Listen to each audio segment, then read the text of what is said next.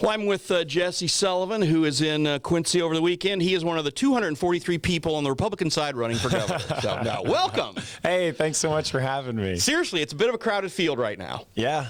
Yep. So I counted 8 people. 4 of whom I've never heard of, 4 of whom I've heard of.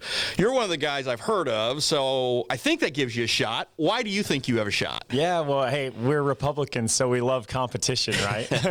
And I'm a sports guy. I grew up, part of a sports family, not a political one, and so I especially love competition. But yeah, I'm, a Central Illinois, born and raised, lived there with my wife, grew up working on a farm, and I really hold these Central Illinois values of faith, family, service, and I just don't see those values reflected in our government, and I want to see those again.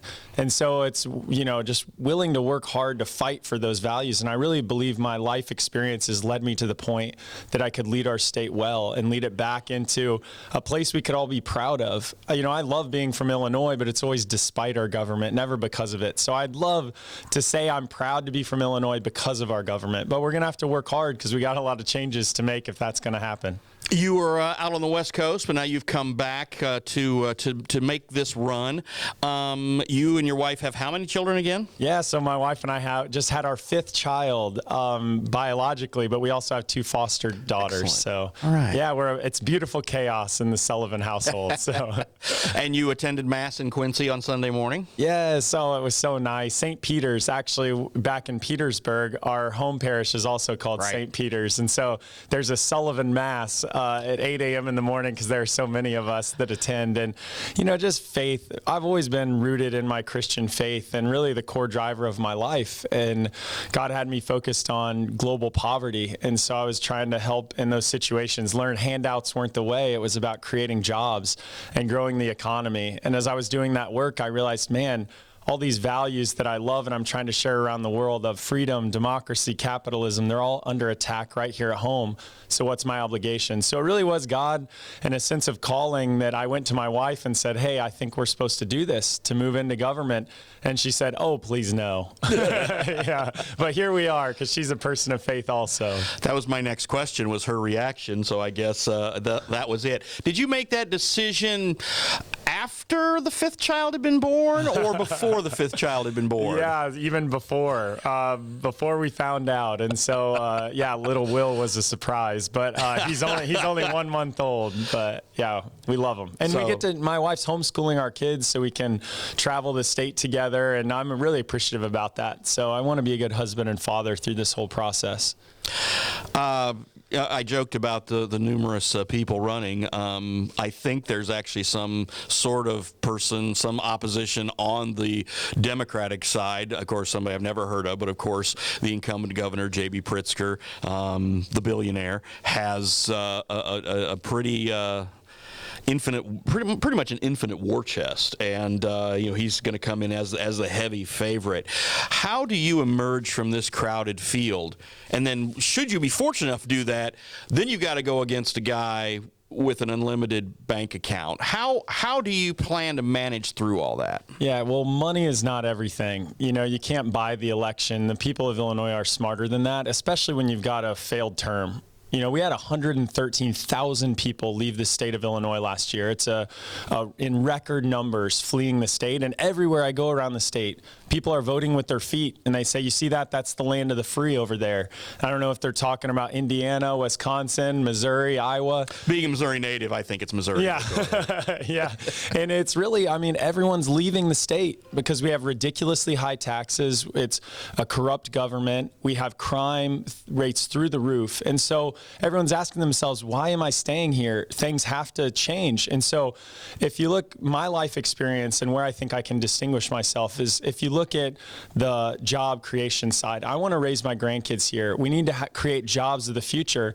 That's the work that I've been doing. And you mentioned I was out on the West Coast. It was actually just to go to Stanford Business School and figure out how do you back businesses, small businesses, and help them grow to become big businesses and employ a lot of people. That's the work I've been doing around the world, and we've been having some really good success.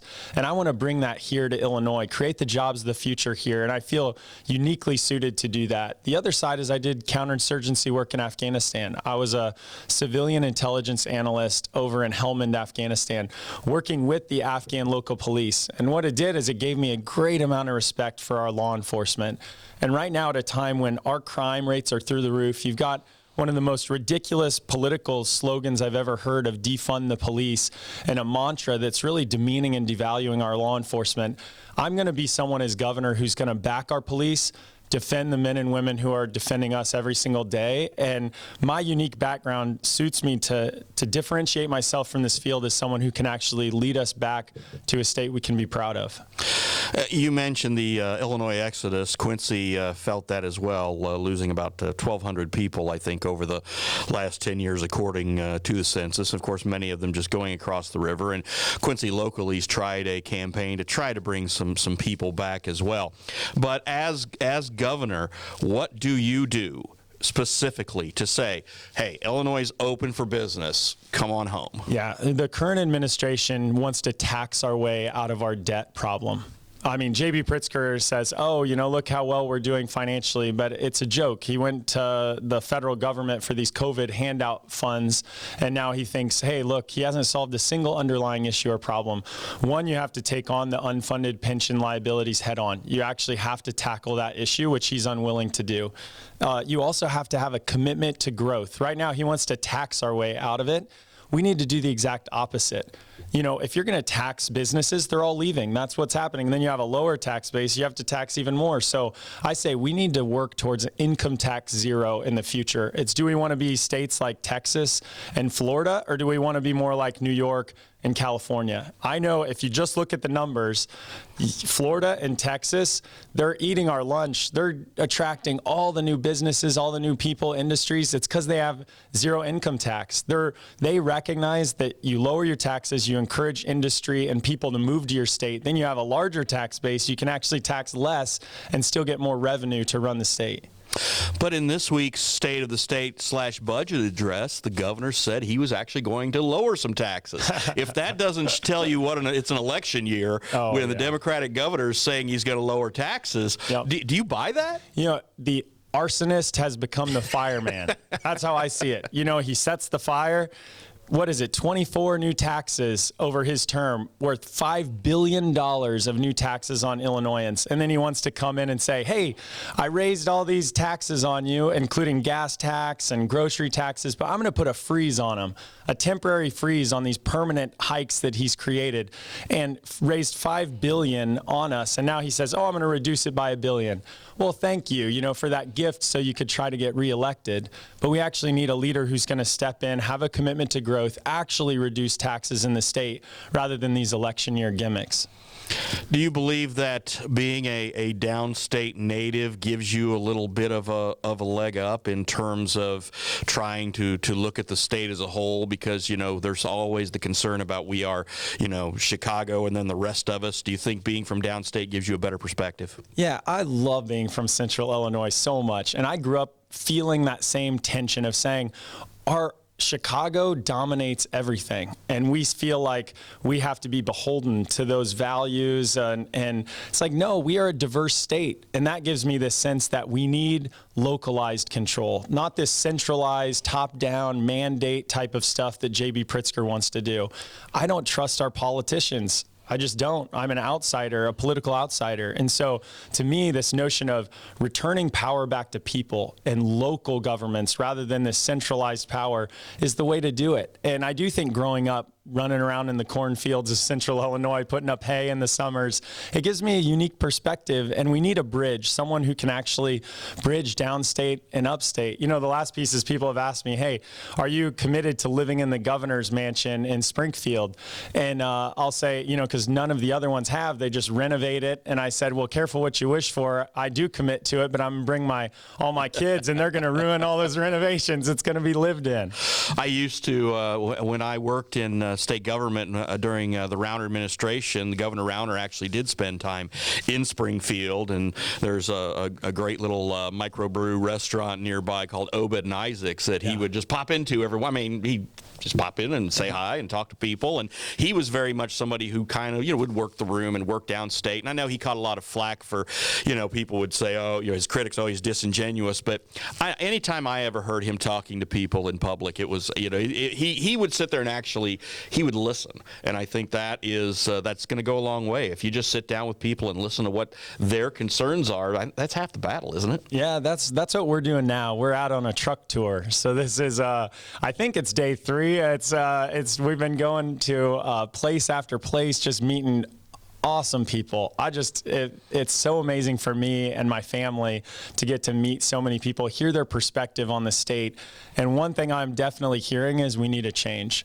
And we need a political outsider who actually is not like the rest of them, because 3 out of 4 Illinoisans do not have trust in our state government. It's the lowest in the nation. And we have 4 out of the last 11 governors that have gone to prison. And so what I've said is, don't do that. Yeah, I will not. I will not be going to prison. And I had a friend who said, hey, if, you can certainly think of an easier way to go to prison than running for governor of Illinois. So, well, again, you've broken through a little bit. You are one of the candidates who seems to have gained some traction. You're also one of the few so far, here we are 5 months out, who have actually seen some signs around town. So your people down here are getting the job done to break you through a little bit. Again, I think you've got there are 3 or 4 of you that are really duking it out, and the other 3 or 4 are just going around and seeing which local cafes and diners they like across the state. I don't know, but in order for you to do this, you obviously have shown that you're willing to get out of here and do the work and come to places like Quincy, where I think you're going to get a favorable reception. And in Mass this morning, breakfast at Coach House this afternoon. You have other jaunts around town, so it sounds like you're checking all the boxes. Yeah, well, to me, it really is. I want to bring the people's voice back into our government and the people's values. That's where I just feel like it's so missing, is values of faith and family and service that I love so much, and they aren't reflected in our government.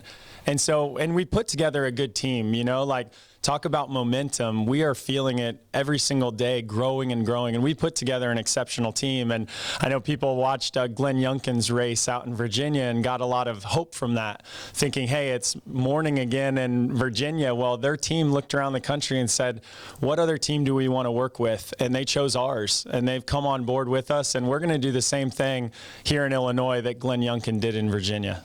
Well, Jesse Sullivan, Republican candidate for governor, the primary June 28th sounds like a long ways out, but it'll be here before you know it. Yeah. Hey, well, I'm really excited for it. Let's save Illinois and get our values back in our government again. Thank you for your time. Hey, thanks for having me.